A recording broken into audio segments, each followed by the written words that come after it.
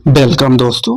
आज की वीडियो में आपको जानकारी मिलने वाली है कौन सी एंटीबायोटिक दवा कब उपयोग करनी चाहिए, किस क्लास की कौन सी मेडिकेशन होती है, उनकी संपूर्ण जानकारी यहाँ पे मिलने वाली है।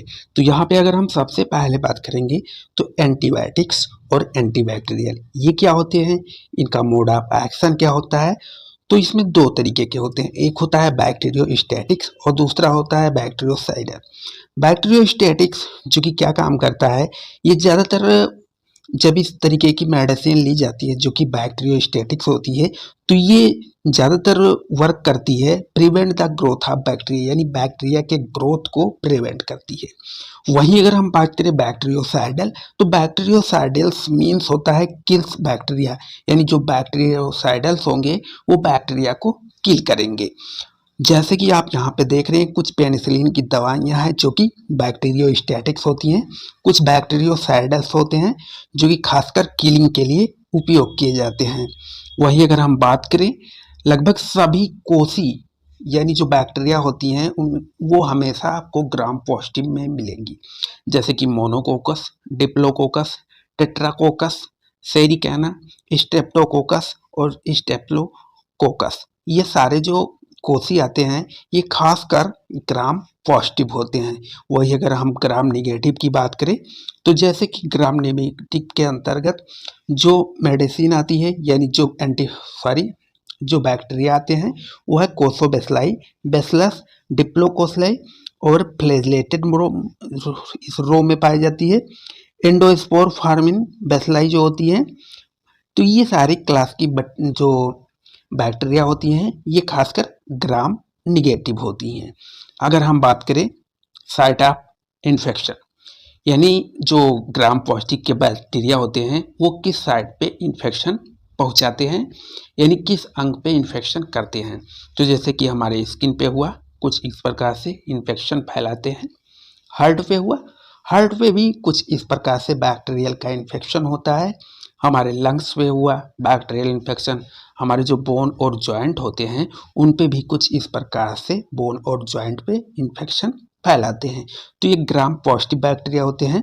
वहीं अगर हम ग्राम निगेटिव की बात करें, ग्राम निगेटिव बैक्टीरिया जो होते हैं वो खासकर लंग हुआ या इंट्रा एब्डोमिनल कैविटी हुई या जेनाइटो यूरिनरी सिस्टम हुआ, वहाँ पे ये इन्फेक्शन फैलाते हैं।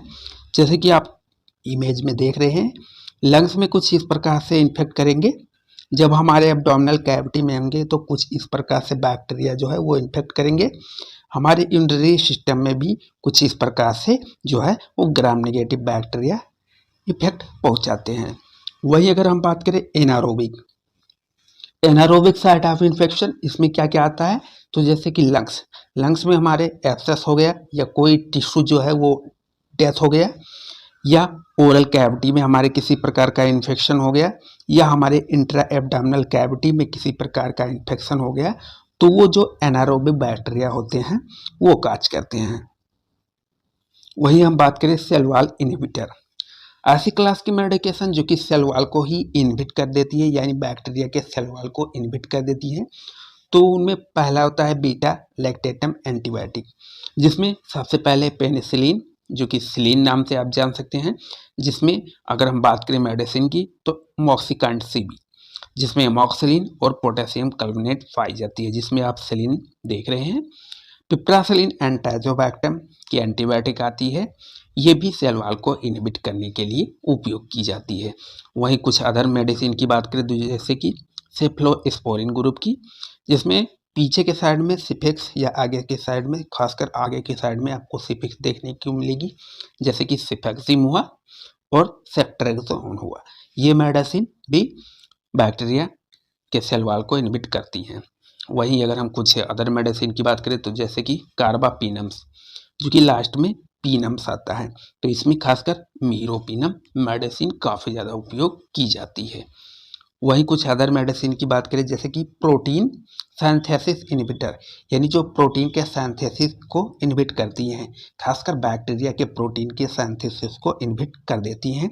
उनमें सबसे पहली मेडिसिन की क्लास है अमीनोग्लाइकोसाइड, जिसमें अमीकासिन आती है और जेंटामाइसिन आती है। ये दोनों अमीनोग्लाइकोसाइड एंटीबायोटिक होती हैं जो कि बैक्टीरिया के प्रोटीन सिंथेसिस को इनहिबिट कर देती हैं।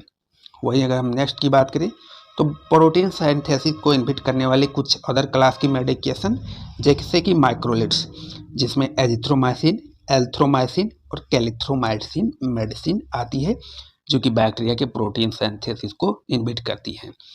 नेक्स्ट की बात करें तो डीएनए रेप्लिकेशन इनहिबिटर, जिसमें फ्लोरोक्विनोलोन्स के सिप्रोफ्लॉक्सासिन, नॉरफ्लॉक्सासिन, लीवोफ्लॉक्सासिन, यानी आपको लास्ट में फ्लॉक्सासिन मिलेंगी तो वो है फ्लोरोक्विनोलोन्स। ये डीएनए को ही रिप्लिकेट कर देती हैं, रिप्लिकेशन खासकर इनहिबिटर की तरह वर्क करती हैं, जिसमें सिप्रो, नॉरफ्लॉक्स और लीवोफ्लॉक्स आती है। वहीं नेक्स्ट की बात करें तो नैरो स्पेक्ट्रम बैक्टीरिया एंटीबायोटिक और broad spectrum antibiotic. Narrow spectrum antibiotic जो होती है वो लिमिटेड ग्रुप ऑफ बैक्टीरिया के केस में देखी जाती है। वही ब्रॉड स्पेक्ट्रम एंटीबायोटिक जो होती है वो लार्ज ग्रुप के बैक्टीरिया के केस में देखी जाती है। नैरो स्पेक्ट्रम बैक्टीरिया जो होती है ये एक्टिव होते हैं सेलेक्टेड ग्रुप ऑफ बैक्टीरिया। वही ब्रॉड स्पेक्ट्रम बैक्टीरिया की बात करें तो इसमें कई सारे वैरायटी के बैक्टीरियल इन्फेक्शन को ठीक की जाती है। वहीं अगर हम बात करें नैरो स्पेक्ट्रम बैक्टीरिया के एग्जाम्पल क्या क्या हो सकते हैं तो इनमें जो खासकर एग्जाम्पल दिया गया है उनमें पीसीएम, जो कि शॉर्टकट से आप याद कर सकते हैं, जिसमें penicillin G, cephalosporin first generation की मेडिसिन आती है, और मेट्रोनिडाजोल ये मेडिसिन आती है जो कि नैरो स्पेक्ट्रम बैक्टीरिया को किल करने में मदद करती है। वहीं ब्रॉड स्पेक्ट्रम की बात करें एंटीबायोटिक खासकर तो उसमें doxycycline, aminoglycosides, azithromycin, carbapenems, piperacillin, fluoroquinolones की जितनी मेडिसिन आती है, सिफ्लोस्पोरिन की थर्ड और फोर्थ जनरेशन की जितनी मेडिसिन आती है वो ब्रॉड स्पेक्ट्रम एंटीबायोटिक होती हैं। आई होप दोस्तों ये वीडियो आप लोगों को पसंद आई हो। अगर ये वीडियो आप लोगों को पसंद आई हो तो आप हमारे चैनल को फटाफट सब्सक्राइब कर लीजिए। अगर ऐसी वीडियो और चाहिए तो हमें कमेंट करके ज़रूर बताएं। थैंक यू दोस्तों।